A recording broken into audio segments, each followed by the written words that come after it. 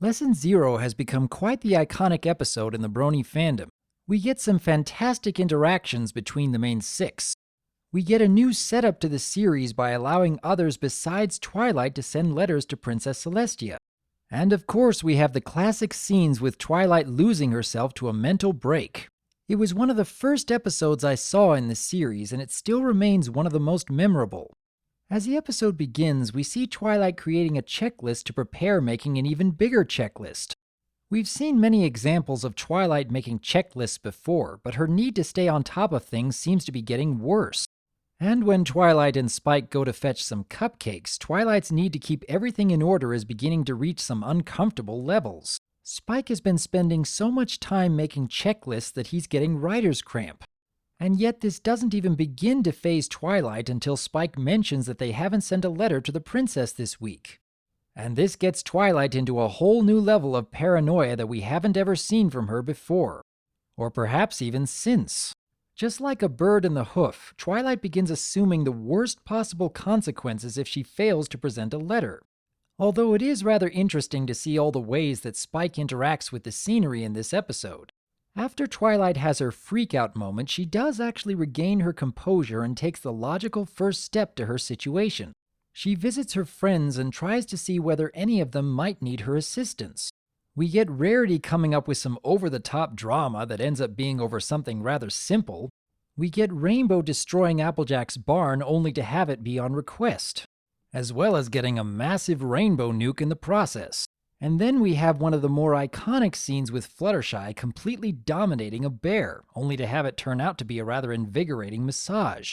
Watching this scene again, I have to wonder how much it really would have left me in awe if I had actually gone through all of Season 1 first, before coming to this scene. I can only imagine how I would have reacted if I had actually gotten to know Fluttershy quite a bit more before getting to this episode.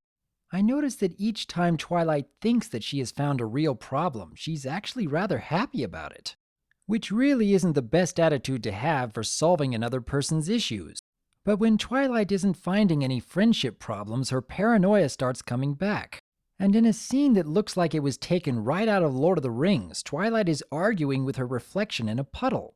And once again, Spike is there to directly interact with the scenery. It's nice to see Spike being so grounded here. It seems to me that when Spike is not being the main focus in an episode, he can often be the voice of reason when others are losing control. And this is one of the prime examples of why Twilight really needs to have Spike in her life. But even though Twilight is really freaking out, she takes the next most logical step and seeks for help from her friends directly. It is rather unfortunate that her friends seem to brush her off, but they really do have trouble believing that Twilight's circumstances are quite so dire. But honestly, when one of your friends is looking so disheveled, your first reaction to their issue should not be giggling at the problem. Although Fluttershy actually does show some concern at the end of this scene, apparently it's still not enough to make any of them do something about it. And when Twilight's paranoia is getting the better of her, and she can't depend on others for help, she reaches a mental break. And we can see just how desperate she becomes in order to solve her problem. Now, I've stated before how some of Twilight's spells seem to have some rather dire implications if they were ever misused. And nowhere else is this more apparent than right here. Twilight's mental break here is very entertaining, and I still enjoy it all the more every time I see it. But in the back of my mind, there is always this faint sense of dread. The want it need it spell that Twilight casts on this doll seems so wrong. Why would a spell like this even exist? Did Celestia ever use this spell in her lifetime? Was Celestia the one who taught this spell to Twilight?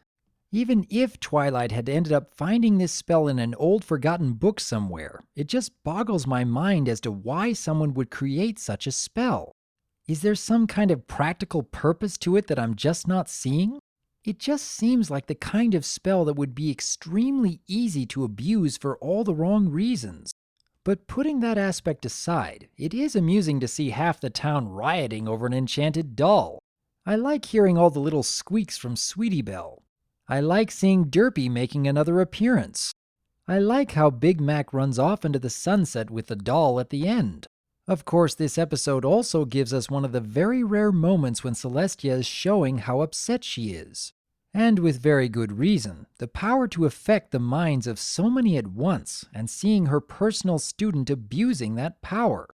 In this episode, Twilight is learning a lesson about how she needs to keep her paranoia from making a problem into something far worse than it really is. But the more relevant lesson is actually the one her friends end up learning. Each of us would want others to feel that our issues and desires are important, even if they don't apply to others.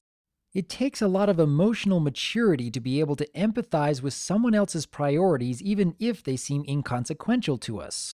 Celestia has also shown us an inspiring example for balancing both mercy and justice here.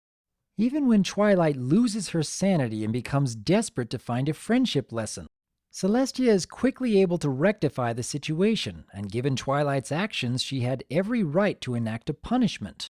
But Twilight immediately shows regret over the whole situation, and is even expecting Celestia to punish her for it. And Celestia, in all her wisdom, decides that she should show mercy to Twilight. She realizes that punishing her now would not help her learn any more of a lesson. I find it rather admirable that Celestia shows us this kind of example. Overall, Lesson 0 still makes me smile every time I watch it. We have so many iconic scenes in just this one episode. We get a little more depth to the relationship between Twilight and Spike. And the lesson, while simple in its execution, has a lot of depth to it. It may be hard for us to empathize with the problems of others, even more so when they seem to be assuming the worst possible consequences. But everyone has moments in life where they are in dire need of someone who is willing to listen to them and take them seriously. And I honestly wish that a lot more people in the world would take that kind of lesson to heart. In the meantime, I would like to hear your thoughts about Lesson 0. For being one of the more iconic episodes in MLP, do you think there are any elements of this story that could have been made better? Do you think the characters are presenting themselves in a good manner here? Do you have any ideas on why the want it need it spell even exists? Did anyone ever notice that tiny little alicorn in the back corner here? I would like to hear your thoughts about Lesson 0, and here's to hoping that Twilight can avoid having another one of her mental breaks when she is performing her royal duties as a princess. I am DRWolf, and I look forward to hearing from you.